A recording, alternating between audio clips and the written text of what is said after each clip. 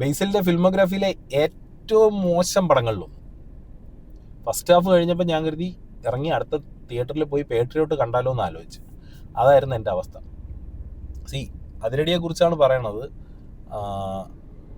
ഈ പടത്തിൻ്റെ ഡയറക്ടർ അരുൺ അനിരുദ്ധൻ, പുള്ളി സ്ക്രിപ്റ്റ് റൈറ്ററായിരുന്നു, അതുപോലെ തന്നെ അസിസ്റ്റന്റ് ഡയറക്ടറായിട്ടൊക്കെ പ്രവർത്തിച്ചിട്ടുള്ള ആളാണ്. പുള്ളി ചെയ്യാൻ ഉദ്ദേശിക്കുന്ന ഒരു ക്യാമ്പസ് കോമഡി എൻ്റർടൈനർ, ആ കാറ്റഗറിയിൽ പെടുന്ന ഒരു സിനിമയായിട്ടാണ് ഇത് ചെയ്യാൻ ഉദ്ദേശിച്ചത്. ഇതിൽ വർക്കൗട്ട് ആവാതെ പോയതിലെ കോമഡികളാണ്. വളരെ കുറച്ച് കോമഡികൾ, ഒരു വിരലിലെണ്ണാവുന്നുള്ള കോമഡികൾ മാത്രമേ വർക്കൗട്ട് ആയിട്ടുള്ളൂ. അതുപോലെ തന്നെ ആക്ഷൻ സീക്വൻസ് ആണെങ്കിലും ഒരു സ്ഥലത്തും ഒരു ഹൈ മൊമെൻ്റ് കൊണ്ടുവരാൻ പറ്റിയിട്ടില്ല. എലിവേഷൻ സീനുകളൊന്നും തന്നെ നമുക്കൊന്നും ഒരു വികാരമില്ലാത്ത സീനുകളായിപ്പോയി. പെർഫോമൻസ് വൈസ് നോക്കുകയാണെങ്കിൽ ആകെ കൂടെ നന്നായിട്ട് പെർഫോം ചെയ്ത ഒരാൾ ബേസിൽ ജോസഫാണ്.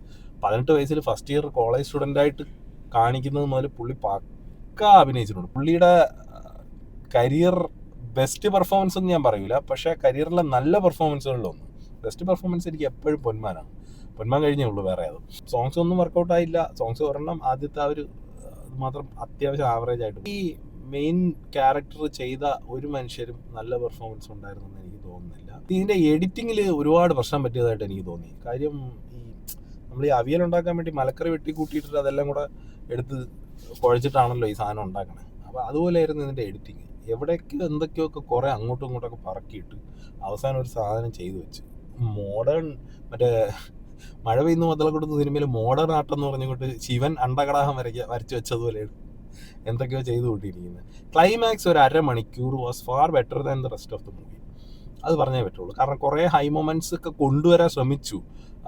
കുറച്ചൊക്കെ വർക്കൗട്ടായി, ചെറിയ രീതിയിലൊക്കെ വർക്കൗട്ടായി. കുറച്ച് കോമഡിയും ആ സമയത്തുണ്ടായിരുന്നു. അവസാനത്തെ അരമണിക്കൂർ ബെറ്റർ ആയിരുന്നു.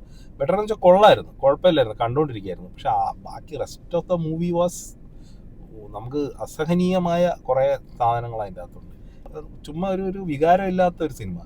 നമുക്ക് അതിൻ്റെ അകത്ത് ഇത് കാണുമ്പോൾ അതിനോട് എന്തെങ്കിലും ഒരു വികാരം തോന്നില്ല. അങ്ങനെ ഒരു വികാരം ആർക്കും ഇതിൻ്റെ അകത്ത്, എനിക്ക് ഒട്ടും ഇതിൻ്റെ അകത്ത് തോന്നിയിട്ടില്ല. Overall I wouldn't recommend this movie to anybody. അത്ര മാത്രമേ പറയാനുള്ളൂ. അപ്പോൾ signing off. Thank you for watching. Like ചെയ്യുക, കമൻറ്റ് ചെയ്യുക, ഷെയർ ചെയ്യുക. ബൈ.